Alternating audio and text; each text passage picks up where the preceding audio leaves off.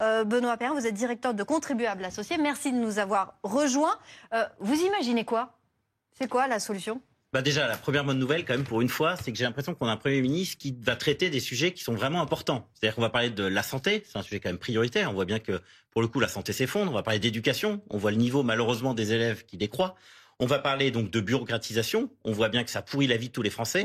Et enfin, on va parler de finances publiques parce qu'on sait très bien que la facture va arriver et qu'on va devoir tous payer. Alors déjà, concrètement, pour ce sujet qui nous pourrit la vie, la bureaucratisation, la bureaucratisation, c'est assez simple. D'abord, le nombre de normes, il y en a à peu près 400 000 en France. Premier chiffre. Deuxième chiffre, c'est combien ça coûte. C'est à peu près 4% du PIB. 4% du PIB, c'est juste 120 milliards d'euros. 120 milliards d'euros, vous faites juste une économie de 10%, vous économisez 12 milliards. 12 milliards, c'est le budget du ministère de la Justice. Donc vous voyez, il suffit de faire des petites économies sur des grosses masses pour avoir vraiment un impact. C'est un peu un serpent de mer, on va diminuer la paperasse, on va faciliter le truc. C'est pas la première fois qu'on entend ça. C'est ça. En fait, à chaque discours de politique générale, les premiers ministres évoquent toujours deux mesures. Un, attention, on va lutter contre la dette, et deux, on va lutter contre la bureaucratie. Et en général, on lutte ni contre la dette et on accroît la bureaucratie. Donc c'est une vraie difficulté. Là, ce qui est, je crois, assez nouveau, c'est que on connaît tous des petits patrons qui sont assommés de papiers dans tous les sens, énormément de témoignages. Voilà. Mais la nouveauté, je crois, c'est que cette fois-ci, vous avez les patrons des grandes entreprises qui s'en plaignent et qui disent en gros, le problème de la France, c'est qu'il y a trop d'impôts, il y a trop de normes.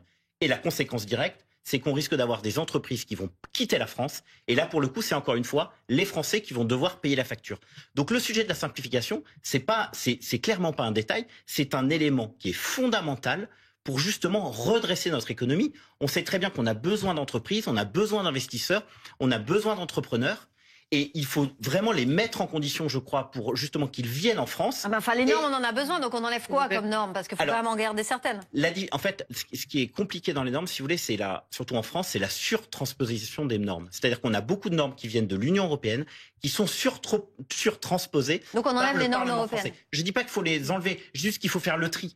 Et c'est tellement vrai qu'aujourd'hui, même au niveau de l'Union européenne, vous avez la loi Omnibus, qui est une loi qui va être votée au niveau européen, qui prend en compte le fait que même l'Union européenne met en gros des freins dans le développement économique.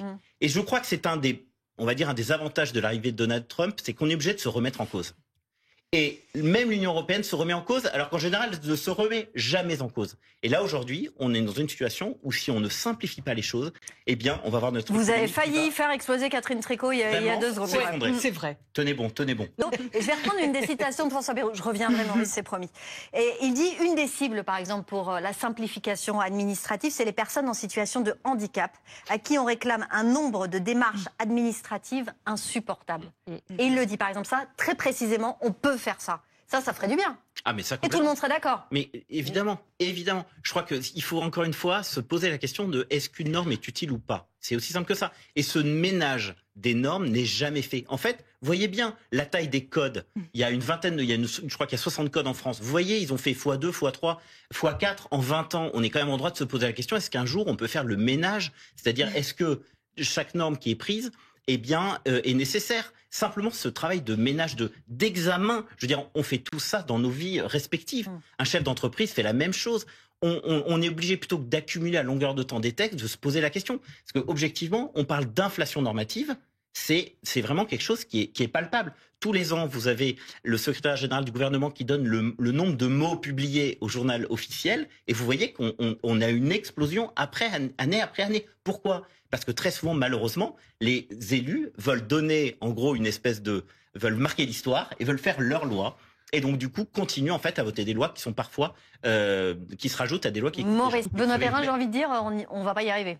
Je sais pas si on va pas y arriver, mais enfin, déjà, vous savez, pour faire une bonne politique, il faut d'abord le vouloir, ensuite savoir où on va et comment on le fait. Là, au moins, on sait qu'on a à peu près une direction, ce qui est déjà une bonne nouvelle. Pardon, pour répondre en une phrase à madame, je trouve qu'il suffit de parler simplement à des infirmières, à des médecins à l'hôpital, pour comprendre qu'en fait, les gens sont assommés de normes. Je suis architecte, alors je peux vous en parler.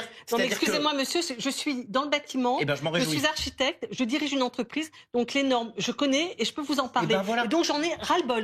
Mais ceci étant, on était en train de parler d'autre chose, on était en train de parler des normes environnementales, c'est ça dont vous avez parlé, et ensuite des droits sociaux, et c'est ça dont on a parlé. La question, vous voyez, de la filière automobile qui est largement impactée par des normes environnementales qui sont très contraignantes et qui donc du coup vont causer la ruine de cette industrie. Pareil pour le bâtiment. bâtiment, vous parlez de gens qui sont dans le bâtiment, ils vous disent la même chose.